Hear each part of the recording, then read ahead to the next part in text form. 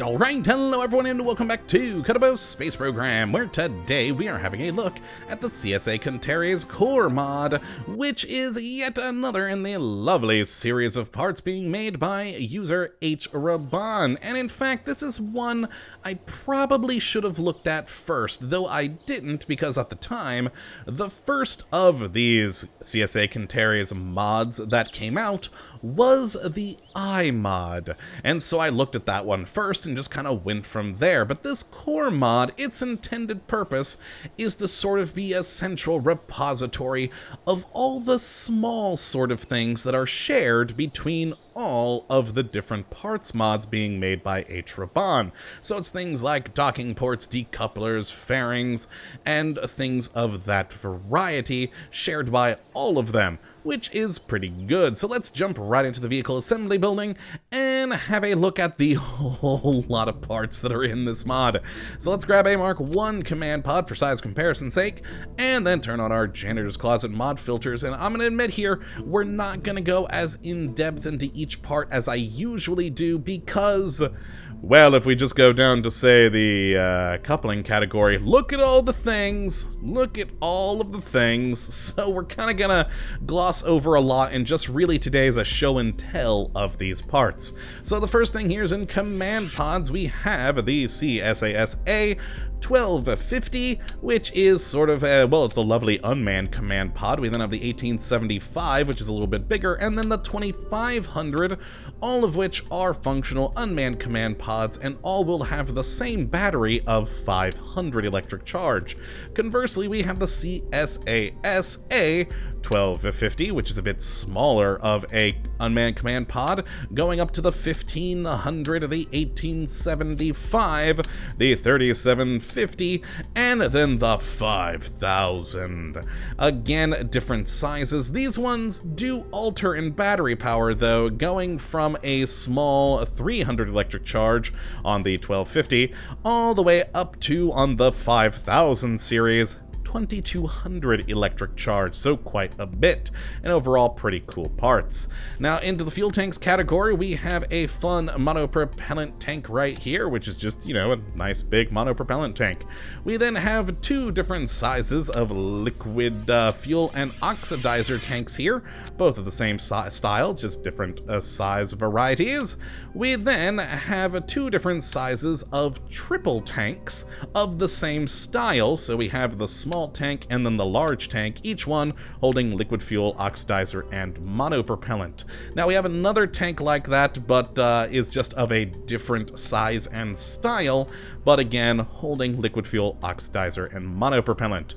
And then finally we have the Monos radial mono fuel tank, the RSTX1 monopropellant fuel tank, and finally my favorite fuel tank in this, the RSTX2. I just love the styling of that, it is pretty cool. Now down to the engine category, we have a number of radial separator motors, all of which of course are solid fuel rockets to help you push away another part of your ship. And here we are from the Betsu to the Aliana. We then have the Aliana Retro. Then of course the Neutron type, which is just another, you know, nice little separator. The Betsu stack separator, you know, similar to this other one here, but instead of going off to the side, is going kind of pointing that way. And then we have, moving on to monopropellant engines, we have the E-Mono Gabu, or Gaboon, there we are. The E-Mono Mamba, both are very useful monopropellant engines. We then in fact also have the EMP-1X1 kilonewton, which is another very tiny monopropellant engine. Then the 2X1 kilonewton, just a dual variety of that particular one. We then have the EMP-1X1 kilonewton, which is basically just a different style of those.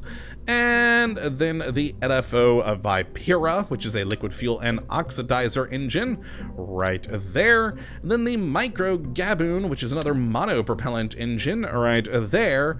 A fun little RCS V22.5 monopropellant engine. Very, Very tiny, that little guy. And finally, the 4N ATV reel, which is sort of, meant to be at the bottom here. A very nice little monopropellant engine there as well.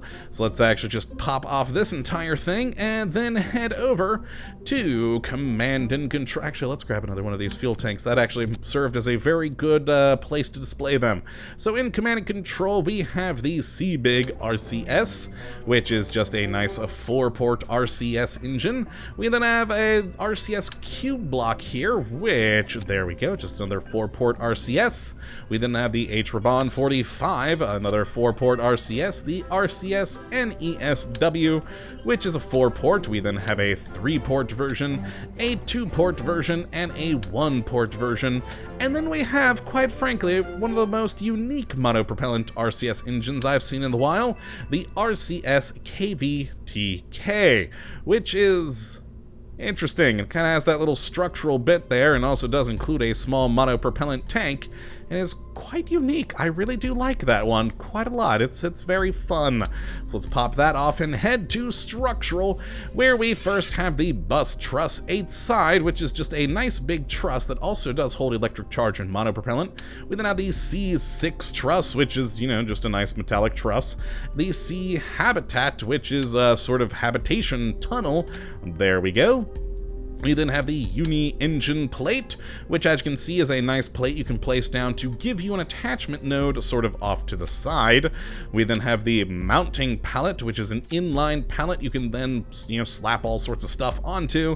And then finally the rad at all, which is just a slim radial connector right there. Very fun. We then have a series of different, different interstage adapters of various sizes. Let's actually flip that thing back around, and there we go, putting you through all the different size varieties. If I can actually click the darn things, there we are. And as you can see, we are going up in size, but also some of them having differing angles, which is quite cool. And we just keep getting bigger and bigger and bigger here, up until the final version right there. A lot of wonderful interstage adapters. We then have in coupling, oh boy, a lot of things. Now we start with docking ports, and I'm going to have to be quick on this because, again, we just have so many things. We have the androgynous docking port here. We then have a different style of the androgynous docking port. We then have what I think is my favorite of the androgynous docking ports. If we actually zoom out on this baby real quick and right-click, it deploys and extends really far. Really far, and I love that. It's very cool. We then have a really tiny androgynous docking port. There we go, for tiny things. And then if we pop that off, we have the CPAS variety, which comes in different female docking ports for it, another female version here, and then these CPAS male counterparts for the docking in different styles here. There we are, so that's the different CPAS. We then have the CPTK in female and male variety docking ports. We then have the CPTK version 9F, which, there we go, just 2 different styles. Again, a male and female docking port. We then have a nice radial decoupler, great for, radial decoupler ring, and it's actually quite a nice sturdy one there. I do like the look of it. We then have a tiny little decoupler, some more structural looking decouplers in different sizes and varieties, which is always handy. I like these for space stations personally. And then we have a CSD decoupler here, and again, moving up in size on this thing to a variety of sizes, from whatever you need, from a small craft to a large craft, which is very handy. There we go. We then have quite a large CSD fairing here, which is a nice decoupler for, protecting some things. And then the CSD H valve, which has these different attachment points, so that if you say go there, you get a nice protective fairing. And then we have 2 of these CSDS's, which I did place right there. Lovely little decouplers. We then move back to the docking ports with the international docking port right there, a lovely thing. Then another androgynous docking port there, a tiny little thing. Yet another androgynous docking port. Another androgynous docking port of a different style. And we kind of just keep on going with different styles and sizes of these, which is pretty cool and very, very useful. There we go. That is all of those glorious docking ports. So let's pop that off and go into payload, where we first have a dummy payload which weighs 1 ton for, you know, dummy payloads. Very nice. We then have a series of containers which are made for TAC life support, all having the same cubic shape here. We have the carbon extractor, life support, water purifier, and recycling. So there we go. And then 4 sizes of aerodynamic enclosure fairings, from the smallest one here to the largest one right here. There we, oh god, that's gonna, there we go, click it out. Excellent, we did it. And yes, so we have, and then those 2 sizes in between. Now, in aerodynamic, we have a, you know, pretty typical, usual nose cone. Yeah, same old, and same with a little wedge wing. Nothing special about those. But then we have the CBB rotating wing, which is awesome if you need to save some room on, say, a carrier you're building. Boom, the wing rotates. And that is beautiful. So it can rotate 90 degrees, as you see there, and is quite a useful thing. We then have the Paraglider 1, which, if we do open, it is an interesting thing. It does function more as a parachute, but it is a bit more controllable. So it does actually make for a very nice and fun way to help your crafts re-enter. Very cool. I do like that paraglider. On ground, we then have a number of different legs, which we can just kind of pop on here for you to see. A lovely hydraulic leg there, and then even a skid. If we just quickly extend a few of these, the lovely skid, a hydraulic leg, and then a more sort of standard landing leg right there and there. Very useful. Now, we have surprisingly nothing in thermal. In electrical, though, we first have a gigantic battery holding 4,000 electric charge. We then have a radioisotope thermoelectric generator, which is good and will provide you with some good electricity. We then have a number of different solar panels, though actually first another battery, a C-Rad Lion battery right here, which is very nice looking, and then another cube-shaped thing, more for TAC life support, but is also a battery. We then have a number of solar panels here. Oh boy, let's quickly go through these.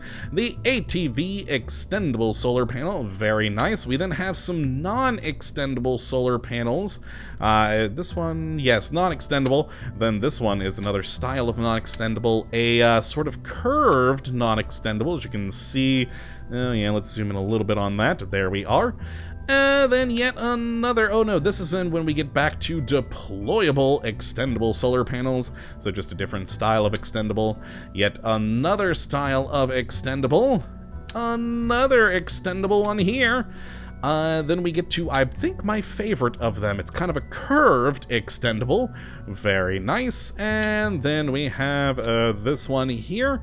Good, with a lot of good surface area. This is another, oh nope, I already did pop that one on. I meant to grab this one, which is the largest of the solar panels here. Lots of good surface area for gathering electricity. And then this final one here. There we go. Lots of lovely solar panels. Now next, oh boy, let's pop this whole thing off and zoom in. We have a lot of things in communication. I'm just gonna kind of start popping these on and talking about them.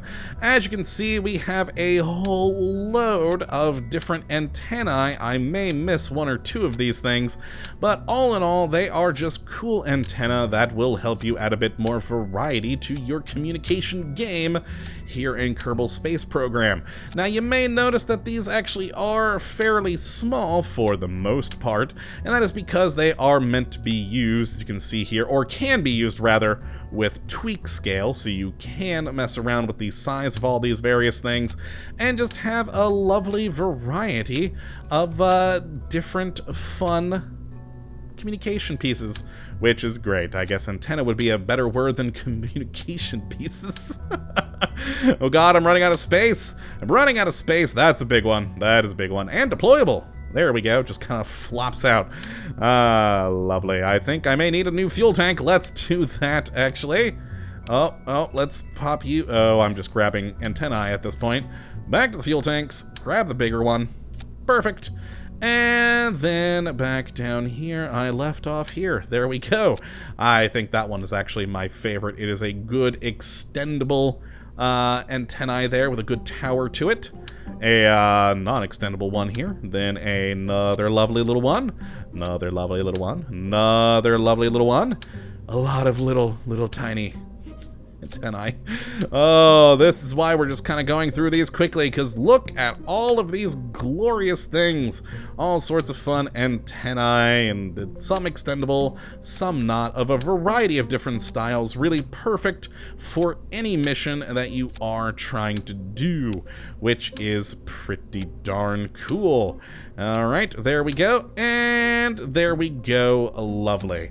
Now let's pop off this whole container again, and actually some of these ones, as we still have 2 categories left to go through, so let's grab another fuel tank to display things on, and then head down to the science category, where we first have the CMAG magnetometer boom, which is a resource scanner, and we then have a wonderful telescope. I really do like this thing. Nice, big, and always good to have some fun optics. We then have a number of science experiments, the Ray or RAM1, the SARK, the SARL Recon, and the SARS, which are all meant to be used along with a ScanSat, and and this one here, the Trevor SAR, all of which again being meant to be used with a ScanSat, which is very useful. And finally, we have utility, where we have a number of different drudge chutes and parachutes, all for you to use on your various craft. And again, they just come in different sizes, different containers. We've got some with attachment nodes, some that are radially going. All in all, just a fun, useful number of parachutes in a huge different variety. I think this one might be my favorite. It's a triple parachute. Or actually, yes, triple parachute. I'm sometimes confused which ones are parachutes and which ones are droid chutes. But yes, there we go. We then have a light truss, which is quite nice to have. We also have a teardrop droid chute here. This is one of the radial attached ones. We then have an antenna adapter, which I'm not entirely sure what it's used for, but there we go. A protection end cap, excellent. A periscope for you to use, and of course is extendable. Another periscope here, which of course is not extendable, there we go.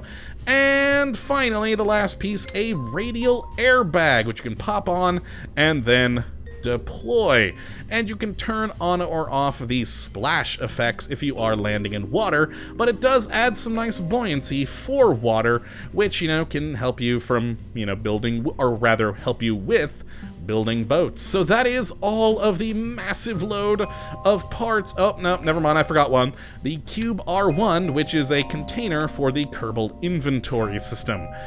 There we are. That is now all of them. So let's go take a look at 2 really crappy little aircraft that I built with this thing. One is on the runway, and I built it purely this core glider, which does not fly. I tested it, it just loops on itself and then crashes. But I just wanted to sort of show off the lovely rotating wing.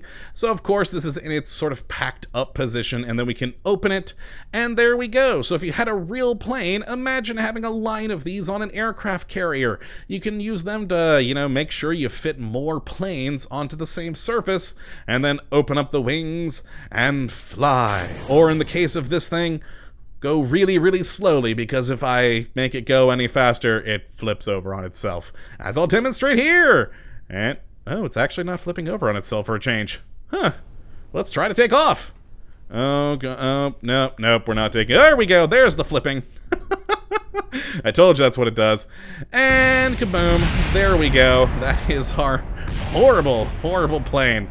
So let's go to the tracking station, where I made a much nicer satellite in orbit, which has that beautiful beautiful telescope on hand, as well as a number of other systems. Now, I actually designed this thing fully 100% with CSA Contares CORE parts.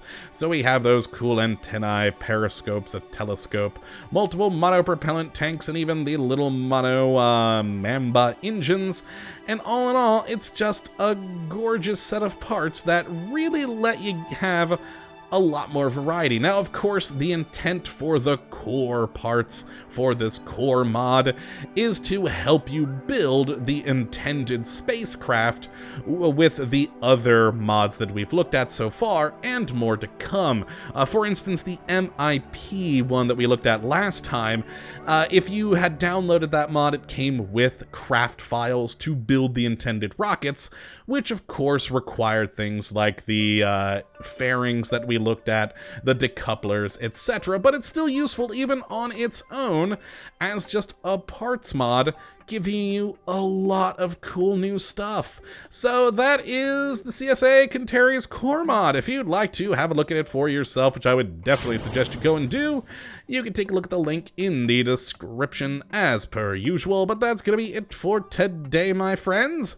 I hope you all have enjoyed, and of course that you do come back for the next episode when hopefully we'll be looking at yet another wonderful mod. But until then, thank you for watching, and as always, have a good one.